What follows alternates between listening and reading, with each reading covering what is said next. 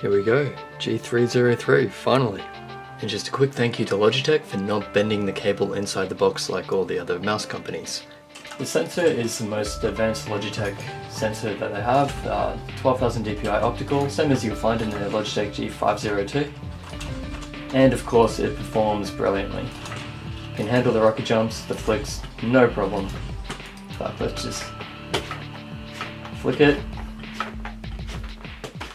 I mean, how fast can you move these things? I don't think you'd be able to make them spin out. Now this is zoomed into FOV1 and I've lowered the sensitivity, just so you can see that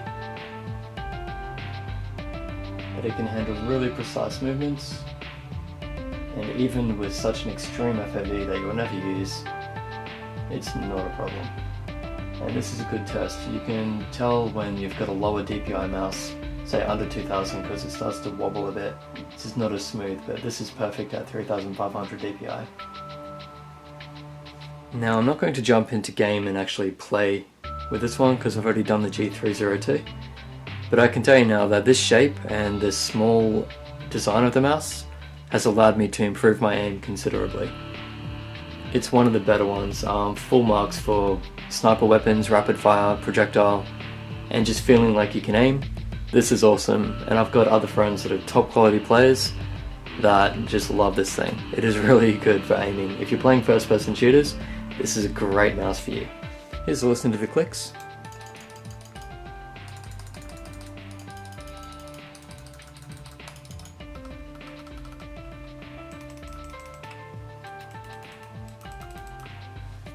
So quite tactile, quite good. They're not too noisy, they feel pretty good to press in.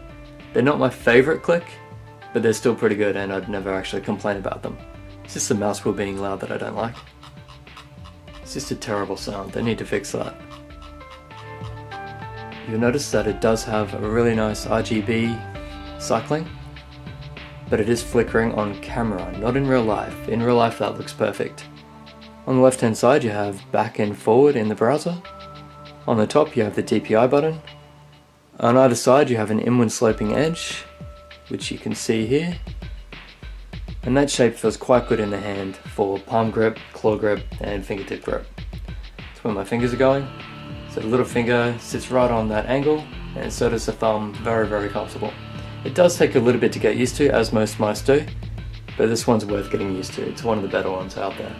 Here's the line test, and you'll notice that it's one of the straighter lines, so you can see right here, lots of straight lines. This sensor's not jittering at all. Perfect. The Rocket Tyon is the example of a jittery mouse. You see it's just going all up and down everywhere. And the Razer MOBA TE is an example of, Tournament Edition, sorry, of a really good sensor being able to draw a straight line. No prediction, these lines were drawn very slowly. So G303 sensor and MOBA TE sensor, amazing at 3500 DPI. And I'm using 3500 DPI because most mice can do that these days, so it's a level playing field. It's just a Rapoo V300 that can't actually do it. Here's a look at the software. You'll notice that I have color cycle on. You can turn that off, and as soon as you do, you get this where you can actually choose the color that you want. One thing missing is you can't set the gradient that you want.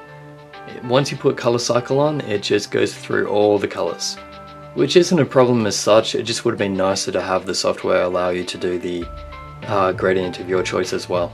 You've got surface tuning in the software, so that allows you to set it to your mousepad or desk or whatever you're using. And as usual, you can set your DPIs in there and what the buttons can do. Final thoughts on this mouse?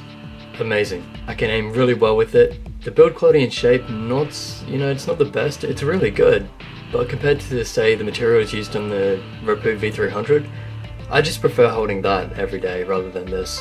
And while this design is fairly comfortable, it does take a bit of getting used to. Features wise, it's got everything that you'd want on a small mouse except for maybe a third button like the V300 does. It won't be any good for left-handers, like a lot of mice, unfortunately. But overall, it's got all the features you need, plus RGB lighting. So overall, it's just an amazing mouse. High score, 94%. So a few little adjustments and this could be getting really up there, like close to perfection. So good job Logitech, although honestly I would still prefer to use the Rapoo V300 every day. just because the buttons are so comfortable. And while this is really good, it's not quite there. By the way, I'm not the type to actually beg for subscribers or views or likes, but if I can get to 500 subscribers for YouTube reasons, that would be really helpful. So hit the subscribe button for me, and also the like, because that actually helps the video come up on the first page of results. So thanks for watching, and check out the review comparison that I'll be doing shortly between the G303 and G302. I'll basically outline what the differences are and whether it's worth the extra money or not. Here we go, G303, finally. And just a quick thank you to Logitech for not bending the cable inside the box like all the other mouse companies. The sensor is the most advanced Logitech sensor that they have, 12,000 dpi optical, same as you'll find in the Logitech G502. And of course it performs brilliantly. You can handle the rocket jumps, the flicks, no problem. But let's just flick it. I mean, how fast can you move these things? I don't think you'd be able to make them spin out.